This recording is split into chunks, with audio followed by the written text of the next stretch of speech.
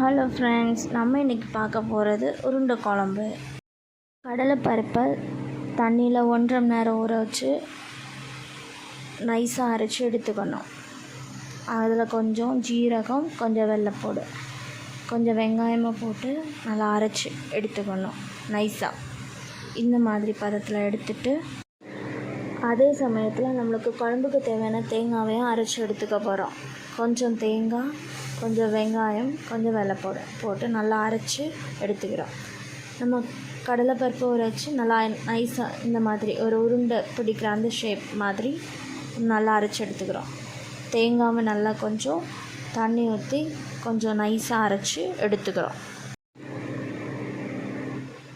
நல்லா நைஸாக அரைச்சி எடுத்ததுக்கப்புறமா நம்ம அரைச்சி வச்ச கடலைப்பருப்பு இருக்கு இல்லையா, அதில் கொஞ்சம் கருவேப்பிலை, கொஞ்சம் வெங்காயம், கொஞ்சம் பச்சை மிளகா, கொஞ்சமாக உப்பு போட்டு நல்லா மிக்ஸ் பண்ணி ஒரு 1/2 அன் ஹவர் தனியாக எடுத்து வச்சுக்கிறோம்.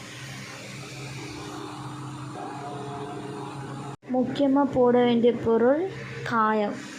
அந்த காயத்தையும் நான் பொடிசாக கொஞ்சம் போட்டுக்கிறேன். தேவைக்கேற்ப வெங்காயம் கூட நம்ம ஆட் பண்ணிக்கலாம்.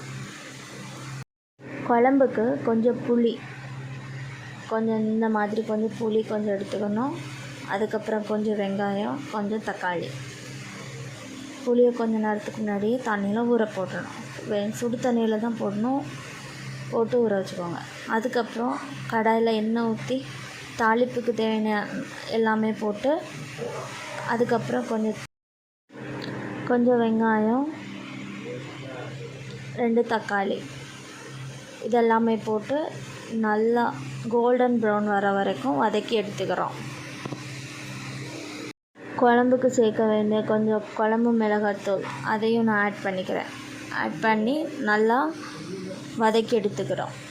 அதுக்கப்புறம் அரைச்சி வச்ச தேங்காய், நைஸாக அரைச்சி வச்ச தேங்காவையும் ஆட் பண்ணிக்கிறேன். அதையும் கொஞ்சம் தேவையான அளவு தண்ணி ஆட் பண்ணி நல்லா அதை கொஞ்சம் கொதிக்க விடுறேன். குழம்பு கொதிச்சிட்ருக்க அதே சமயத்தில் நம்ம உருண்டை பிடிச்சி எடுத்து வச்சுக்கலாம்.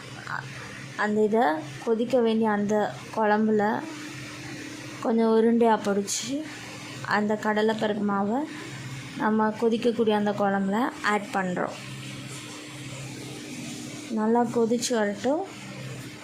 வேணும்னா கொஞ்சம் கூட தண்ணி ஆட் பண்ணிக்கலாம். நல்லா குழம்பு கொதித்து வந்த உடனே மல்லி இலை போட்டு இறக்கி வச்சு சாப்பிட வேண்டியதான். தேங்க்யூ ஃபார் வாட்சிங்.